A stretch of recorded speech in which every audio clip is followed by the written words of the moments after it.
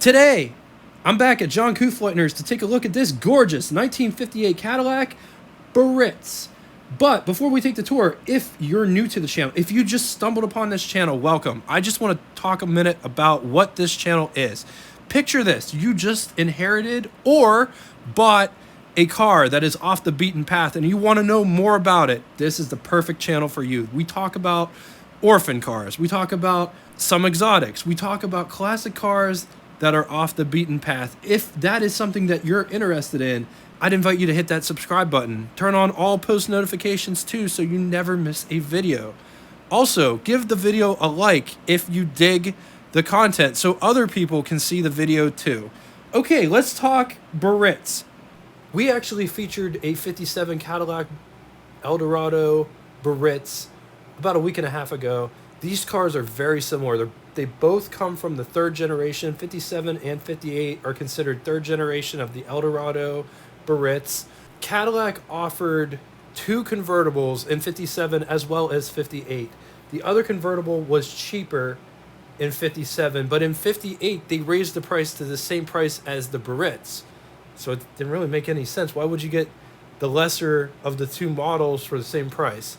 Unless it was a typo in every single site that I saw. But $7,500 was the going rate for a convertible from Cadillac in 1958. Now notice, this isn't the most expensive Cadillac on offer. They still offer the Eldorado Brougham, which was $13,074. This one was next to the top. It was right below that. If that model didn't exist, this would be sitting perched at the top. Here's a picture of Cadillac's 1958 lineup. Notice the Series 62 convertible is on the same line as the Cadillac Biarritz. If you wanted a hardtop Biarritz, that would be called the Seville. I don't know if you've ever noticed this, but just check this out. So Cadillac's up on top, the Chevy Impala's on the bottom, both designed by Harley Earl and his team. But just notice how similar they look. The Chevy actually looks more similar to the Series 62 Cadillac, but you could definitely see it in the grille. You could definitely see it in the headlights. Even the V in the front. The Cadillac's more, it's a smaller V comparing it. Okay, let's talk specs. 223.4 inches long. It rides a wheelbase of 129.5 inches, 80 inches wide, 59.1 inches tall. They weigh around 5,000 pounds. These are considered, 57 and 58 is considered the third generation, both designed by Harley Earl, riding on the X frame. The engine powering this beast is a 365 cubic inch displacement, 335 horsepower.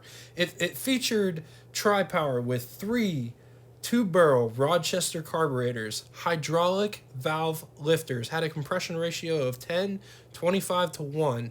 Transmission was a 4-speed Hydromatic. The Biarritz cost $7,500 in 1958, which would be equivalent to you going down and spending $74,611.76 today, and it would have been all the money in the world because there was a recession in 1958 that killed a bunch of different cars, like the Edsel, like the Golden Hawk, probably, a bunch of various cars.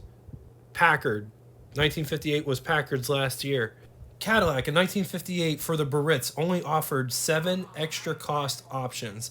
I was able to find the codes for each of these options, so I'm going to read what the option was and then I'm going to give you the code. So if you ever come across one of these and it has this code, it has these options, which is really cool. So air conditioning is a K code, electric door locks, M code, highlight dimmer, automatic, U code, easy eye glass, E code, air suspension, T code, front seat back lock right side, C code, gold radiator grill, G code. That was the only one on there that didn't cost anything. They will paint your grill gold for free. Features: fog lights. These were already included in the price of the car. Fog lights, backup lights, power windows, 6-way power seats, power steering, power brakes, radio, and clock. There was a whole bunch of other ones, but those were the highlights that I wanted to feature. All right, let's take a look at this door panel. Just check out how elegant, extravagant it looks. Look at how all that chrome, I don't want to let it go because It's parked next to this other car, and I don't want to hit any of the cars. But just notice, just look at all that. Look at all the chrome, all the bright work in the bottom. It's got carpeted on the bottom. I'm pretty sure that this is the buffalo hide. Also the buffalo hide seats. Making our way up here to the control panel. Door handle. Gotta try to figure out a way.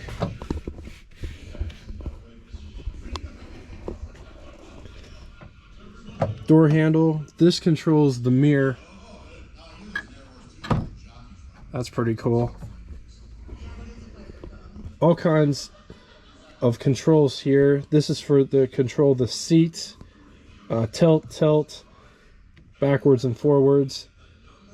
These control the electric vent windows. This one unlocks and locks the doors. Moving on to all the button switches and knobs. 4 switches at the base of the windshield. Those control all the windows. Underneath that, there is a button and a switch. I have no idea what they do. If you know, in the comment section below, please. At the very end of the pocket, I call it, sits the headlights.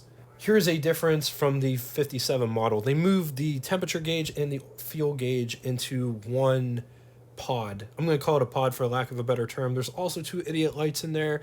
I'm going to guess that the one on top is for the generator, a generator light, and then the one at the bottom is an oil light. I know that for certain because I flipped the keys on, but nothing came on at the top one. Moving towards the center, speedometer at the top. You also have an odometer as well as a tripometer right below it. The drive selection ranges are park, neutral, drive, low, reverse.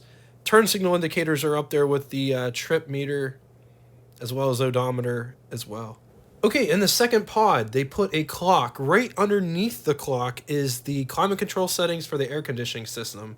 The other climate control settings are located on the other side underneath the temperature gauge and the fuel gauge. It controls the heat. Moving towards the center, you have the radio and the radio controls. The first knob is for the speaker. The second one's for the tuner. Got a nice courtesy light above the radio.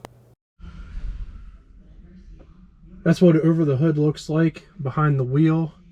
The roof seems higher in this one than it did in the 57.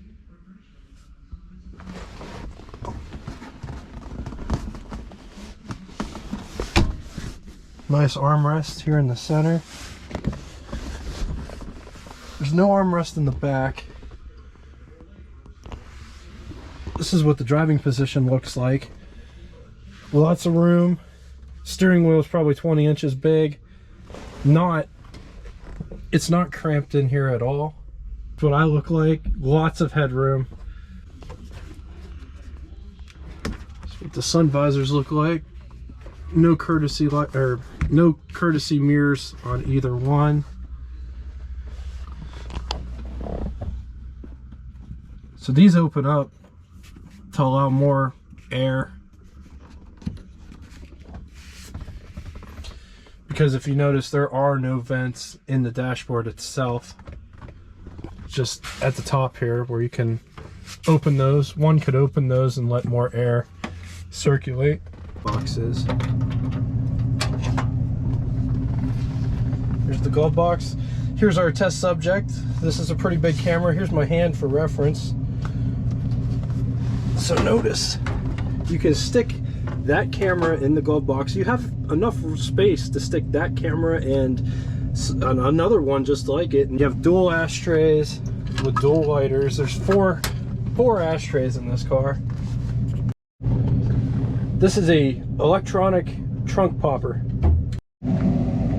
Coming around to the back, the rear back here, Cadillac's one of the first companies that started putting where you replenish the gas in weird spots. And this car is right here on the side. It's just like in 1957, same spot. You could get the gas filler cap off, and that's how you would put gas in the car. It is kind of tight though, I would say.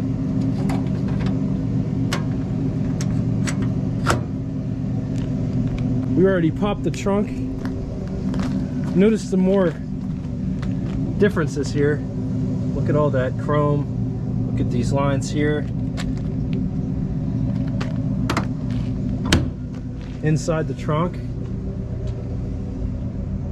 it's all nicely carpeted. It's really nice, soft carpet material back here. It gives you instructions on how to use it. All right, getting under the hood. Let's talk about this engine. It's a 365 cubic inch displacement. It makes 335 horsepower, and it has tri-power. It has 3 carburetors underneath that massive air cleaner. 3 2-barrel Rochester carburetors. Has a 25-to-1 compression ratio, and each one was mated to a 4-speed hydromatic. There's a lot going on underneath here. And also, look at where the battery is located. It's right next to the radiator. It's almost like an afterthought. Where are we going to put the battery? Let's just put it right next to the radiator. On to the pros and cons. I'm getting all the pros and cons from the complete book of collectible cars. Blue Chip Auto Investments, 70 years from 1930 to 2000. The book is written by Richard Langworth and the automotive editors of Consumer Guide. For the pros, unique rear-end appearance, smooth high-speed performance, luxurious interiors, somewhat rare, especially the 58, milestone status. Against it, heavy gas drinkers, less interesting than the 1953 through 1955 Eldorados. 58 generally considered less desirable. I have no idea why they say that. I think the 58 looks the best out of all of them, but that's my humble opinion. They only made 815 of these in 1958, so they're getting up there. They're over 100. They're over 6 figures for a car like this now. Thank you everyone who watches this and shares the content of this channel. And until next time, toodaloo!